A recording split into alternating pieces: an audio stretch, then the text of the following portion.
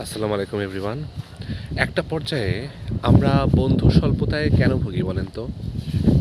কখনো ভেবেছেন যে একটা সম্পর্ক দীর্ঘদিনে তৈরি হয়, আমরা প্রিয় হই, মজা করি, গল্প করি, তারপরে ধীরে ধীরে কোথায় জানি সুতাটা ঢিল হয়ে যায়। আমরা লক্ষ্য করি যে কেউ একজন আগের মতো নেই, বদলে গেছে। সেটা আমিও হতে পারি, আমার বন্ধুটাও হতে পারে। সুন্দর একটা সম্পর্ক সবসময় সুন্দর থাকে না। হ্যাঁ, যেটা আত্মিক টান সেটা থেকে যায় বছরের পর বছর, যুগের পর যুগ। বাট কিছু সম্পর্ক আবার কিন্তু থাকেও না। ওয়ান অফ দ্য রিজনস কি জানেন? সেটা হচ্ছে আপনি কিন্তু কন্টিনিউয়াসলি গ্রো করছেন অ্যাজ এ পারসন।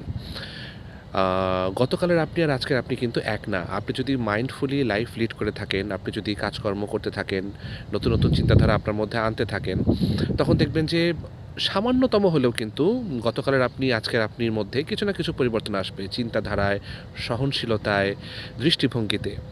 এরকম চেঞ্জ যখন আসতে থাকে, আরেকজনের যদি সেম ওয়েতে সেম স্পিডে আসতে না থাকে, তখন দেখা যাচ্ছে যে যার বেশি আসলো সে তখন লেভেল আপ করে ফেললো লাইফে, সে গ্রো করে ফেললো। এবং তখন তার প্রিভিয়াস লাইফের অভ্যাস, মানুষজন, টাইম পাস করা, ওই জিনিসগুলো তাকে আর আগের মতন আকর্ষণ করবে না। তখন সে নতুন কিছু বা অন্যরকম কিছু করতে চাইবে।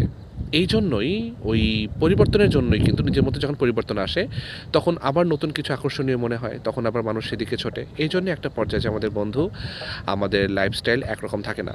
কিন্তু এর মধ্যেও এটা যেরকম সত্যি কথা, আবার এটাও সত্যি কথা যে এর মধ্যেই যারা রেসপেক্টফুল, যারা ভালো, যারা আপনাকে বোঝে, তাদেরকে আবার হাতছাড়া করতে হয় না।